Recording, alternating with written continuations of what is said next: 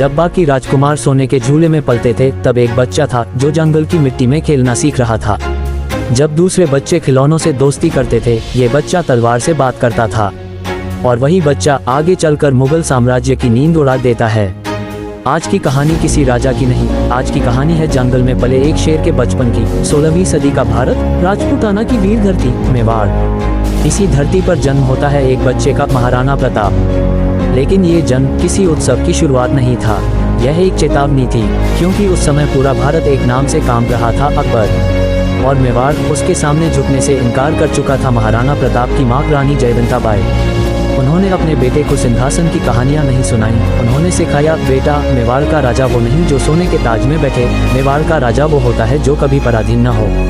यही एक वाक्य प्रताप के पूरे जीवन की नींव बन गया। प्रताप का बचपन राजमहलों में नहीं बीता। उसका स्कूल था जंगल, उसका खिलौना थी तलवार और उसका खेल था संघर्ष। वो पेड़ों पर चढ़ता, नदियों में तैरता और भूख सहना सीखता, क्योंकि रानी जानती थी आने वाले समय में ये बच्चा भूख से नहीं, झुकने से लड़ेगा। कम उम्र में ही प्रताप का शरीर लोहे जैसा बनने लगा, इतना शक्तिशाली कि 2 आदमी मिलकर जो काम करते वो प्रताप अकेले कर देता। लेकिन असली ताकत उसकी मांसपेशियों में नहीं थी, असली ताकत थी उसके स्वाभिमान में। और फिर आया उसके जीवन का सबसे सच्चा दोस्त, चेतक। चेतक सिर्फ घोड़ा नहीं था, वो प्रताप की परछाई था। जब प्रताप दौड़ता, चेतक उड़ता। जब प्रताप रुकता, चेतक कांपता। ये दोस्ती किसी किताब में नहीं, इतिहास के खून में लिखी गई थी। वो दिन भी आए जब मेवाड़ उजड़ गया। राजा होकर भी प्रताप जंगलों में भटक रहा था। कभी कभी भोजन में सिर्फ घास की रोटियां होती थीं। उसकी बेटी रोती, पत्नी चुप रहती और प्रताप आंखों में आंसू लेकर भी कहता, भूख सह लेंगे पर अकबर के सामने सिर नहीं झुकाएंगे। यही वो पल था जहां एक बच्चा पूरी तरह योद्धा बन चुका था। अकबर ने कई बार शांति का प्रस्ताव भेजा, सुविधाएं, सोना, राजमहल, बस एक शर्त, मेवाड़ झुक जाएगा।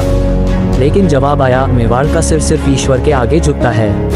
यह जवाब एक राजा का नहीं, उस बच्चे का था जो जंगल में पला था।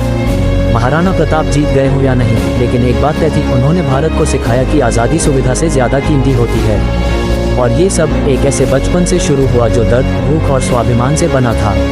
अगर आपको ये कहानी सिर्फ इतिहास नहीं बल्कि प्रेरणा लगी हो, तो लेफ्ट साइड वाली वीडियो छत्रपति शिवाजी महाराज की वो वीडियो जिसमें एक और बच्चा इतिहास बदलने निकलता है, और राइट साइड चैनल सब्सक्राइब कर सकते हो, क्योंकि यहाँ इतिहास सिर्फ बताया नहीं जाता, जिया जाता है।